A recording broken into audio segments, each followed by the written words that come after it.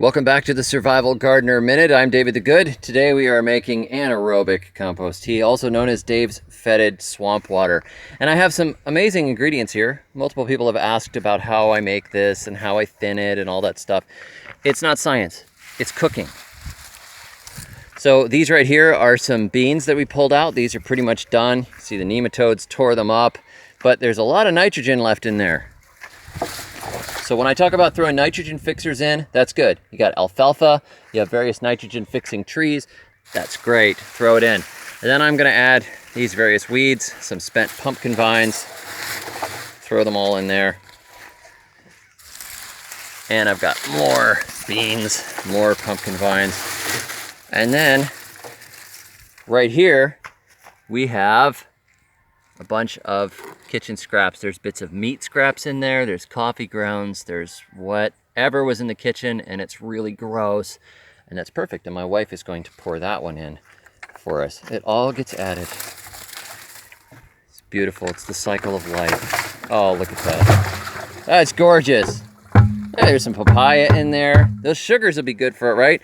Now, last but not least, right here, I have this tomato, which was destroyed by a fruit worm. So I'm sending the fruit worm to a watery grave. Rest in pieces.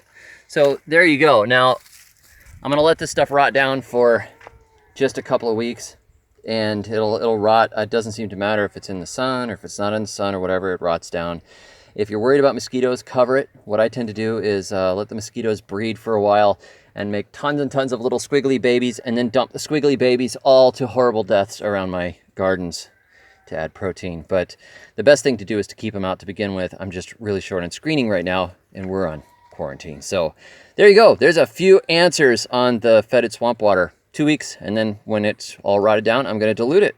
And the more cool stuff you can put in there, the better. If you have a little Epsom salts, put a little Epsom salts in there.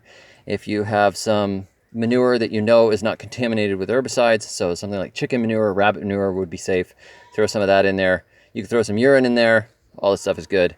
But even this is going to be a really nice fertilizer when it rots down, because all the nutrients that are in this junk that we just put in here are now going to be in the water, and then we'll pour them in our gardens. Thanks for watching. Be sure to like and subscribe as we do these Survival Gardener Minutes daily on through the apocalypse. Catch y'all soon. Until then, may your thumbs always be green.